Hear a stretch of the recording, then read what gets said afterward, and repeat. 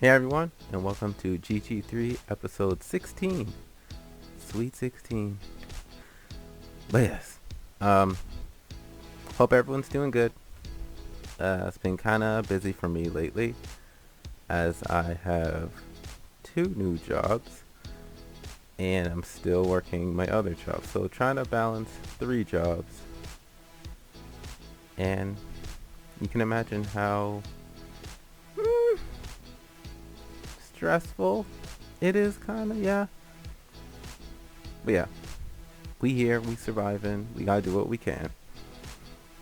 Um, that being said, I think I'm gonna try taking at least a 1 month break just to try and um, I guess better focus on my other jobs and not feel like, I don't know, that I have so much other things to do. So I'm gonna take about a month break, uh, see how my new schedule will be working, and yeah, hopefully I'll be able to fit in some of this later on or in my free time, or even start some other projects possibly.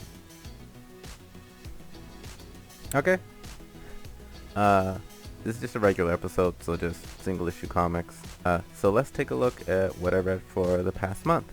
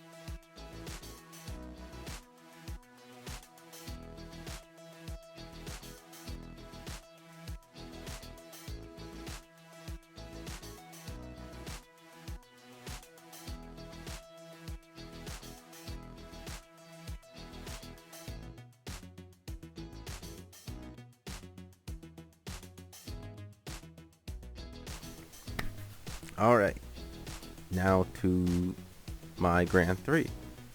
So for my grand three, I picked Mr. Miracle, The Source of Freedom number 2, Basilisk number 2, and Superman and the Authority number 1. Okay, so let's start off with Mr. Miracle. After the shocking events of issue 1, Shiloh is suddenly on the run from a powerful new enemy who believes the Mr. Miracle mantle belongs to them. With his career in shambles, his apartment destroyed, and no real understanding of what's happening, Shiloh must fight his way out of an unwinnable situation and track down secrets held by his mentor and friend, the first Mr. Miracle, Thaddeus Brown. Now I'm pretty sure, now that I think about it, I had Mr. Miracle in my other Grand 3, and I feel like the same points that I had for what I liked it then are the same points that carry over. I like Shiloh, the character. What else? See, I really like how the action scenes, and I guess how he talks to the mother box. See, me talking about that reminds me of how I was saying Iron Man talks to his AI. Same kind of thing. I do enjoy it. And I don't know. It's a fun story.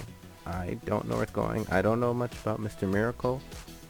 Before, I thought Mr. Miracle had no powers, which he still might not. I know he uses technology, so maybe for enlighten me if I'm wrong. I'm assuming the old Mr. Miracle maybe just used a lot of technology for his to even do tricks and stuff. This this guy does, like, he's an escape artist. So, anyways, it's a fun comic. I enjoy the characters, enjoy the interactions. Feel like the same things that I said before. It just continues on. Next is Basilisk number 2. Is redemption possible if it is coerced? Forced to confront horrors of her past, Regan hits the road with Hannah, a victim from her past who has seen her own set of secrets. Meanwhile, the other 4 remaining members of the Chimera find themselves trying to hide from the world and move to reignite the reign of terror and death. To reignite their reign of terror and death. For this issue, I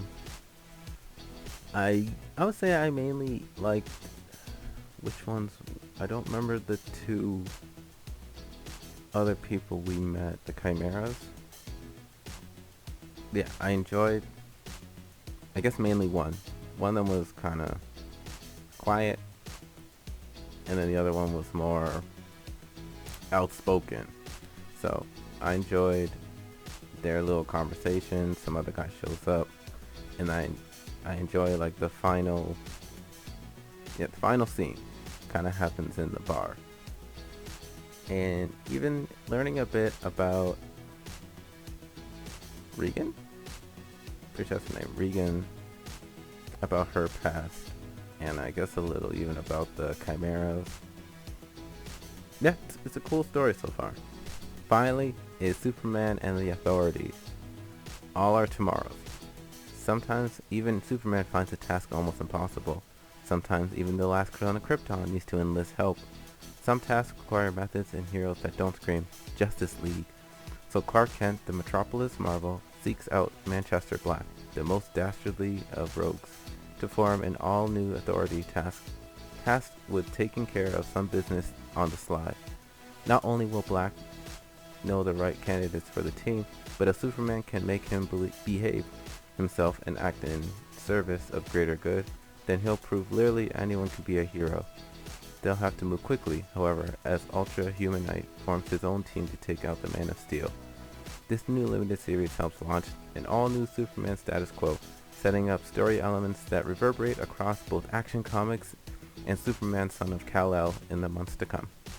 Now, I wasn't expecting to like this comic, because I feel like a lot of people say they're not a big fan of Superman because he's a real basic super, I guess. I'm sure they added stuff to it, but it's super power, super strength, can fly, all those like real simple powers.